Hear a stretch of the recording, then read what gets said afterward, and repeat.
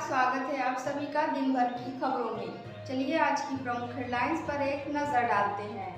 महाराष्ट्र सरकार का बड़ा फैसला, महाराष्ट्र के स्कूलों में 3 लैंग्वेज पॉलिसी का आदेश रद्द। झारखंड के स्कूल में बाढ़ से 162 बच्चे फंसे। कांवड़ यात्रा से पहले हिंदू संगठनों का मुजफ्फरनगर में हंगामा। रेलवे रिजर्वेशन टिकट को सरकार बना रही है अब स्मार्ट। जातीय जनगणना का पहला फेज 1 अप्रैल 2026 से होगा शुरू। केजरीवाल बोले मोदी की गारंटी नकली और झूठी। ईरान को इजराइल के साथ सीजफायर पर भरोसा नहीं। अहमदाबाद विमान हादसे में साजिश एंगल की जांच करेगी सरकार। रूस यूक्रेन युद्ध में रूस ने यूक्रेन का F-16 फाइटर मार गिराया। दिन भर की खबरों में आप सभी का एक बार फिर स्वागत है। खबरों में आगे बढ़ने से पहले आप सभी से रिक्वेस्ट है, अगर आप हमारे चैनल पर पहली बार आए तो सब्सक्राइब करें और अगर फेसबुक पर देख रहे हैं तो फॉलो करें। चलिए खबरों को विस्तार से जानते हैं। महाराष्ट्र सरकार का बड़ा आदेश, महाराष्ट्र के स्कूलों में 3 लैंग्वेज पॉलिसी का आदेश रद्द। महाराष्ट्र सरकार ने रविवार को 3 भाषा नीति से जुड़े अपने 16 और 17 अप्रैल को जारी 2 आदेश रद्द कर दिए। सरकार के इस आदेश के खिलाफ विपक्ष लगातार विरोध कर रहा था। इसके तहत सरकार ने इसी साल अप्रैल में कक्षा 1 से 5वीं तक तीसरी भाषा के तौर पर हिंदी को अनिवार्य करने का आदेश जारी किया था। सीएम देवेंद्र फडणवीस और दोनों डिप्टी सीएम ने प्रेस कॉन्फ्रेंस की और जिसमें सीएम ने कहा 3 भाषा नीति को लेकर शिक्षाविद नरेंद्र जाधव की अध्यक्षता में कमेटी बनाई गई है।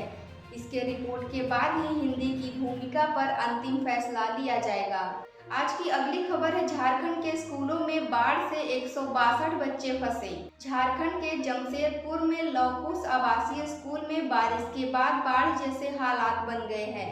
स्कूल में 162 बच्चे फंस गए हैं। सोशल मीडिया से जानकारी मिलने के बाद जमशेदपुर पुलिस ने बच्चों को बचाया। उधर उत्तरकाशी में यमुनोत्री मार्ग पर बादल फटने से निर्माणाधीन होटल में काम करने वाले 2 मजदूरों की मौत हो गई और 7 मजदूर लापता है। वहीं बागेश्वर में सरयू नदी ने खतरे का निशान पार कर लिया है। अलकनंदा और सरस्वती भी खतरे के निशान से ऊपर बह रही है। अगली खबर है, कांवड़ यात्रा से पहले मुजफ्फरनगर में हिंदू संगठनों का हंगामा। यूपी में कांवड़ यात्रा 11 जुलाई से शुरू हो रही है। इससे पहले मुजफ्फरनगर में हंगामा हो गया। हिंदू संगठनों ने दिल्ली से देहरादून नेशनल हाईवे 58 पर चेकिंग अभियान शुरू किया है। कुछ लोग हाईवे पर स्थित पंडित जी वैष्णो ढाबे पर पहुंचे।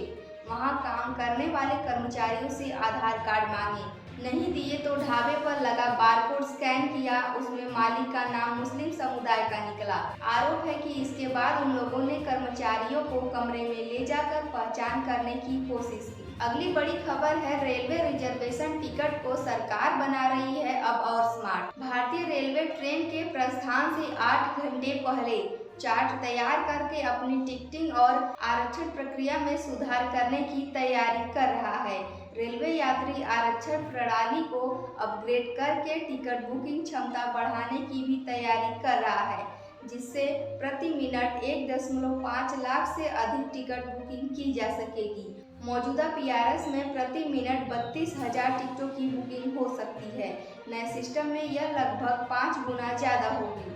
साथ ही साथ टिकट पूछताछ क्षमता 10 गुना बढ़ जाएगी। अगली बड़ी खबर है, जातीय जनगणना का पहला फेज 1 अप्रैल 2026 से होगा शुरू। जातीय जनगणना के साथ भारत की 16वीं जनगणना 2027 में की जाएगी। जनगणना लद्दाख, जम्मू कश्मीर, हिमाचल और उत्तराखंड में 1 अक्टूबर 2026 को और 2027 को देश के बाकी हिस्सों में होगी।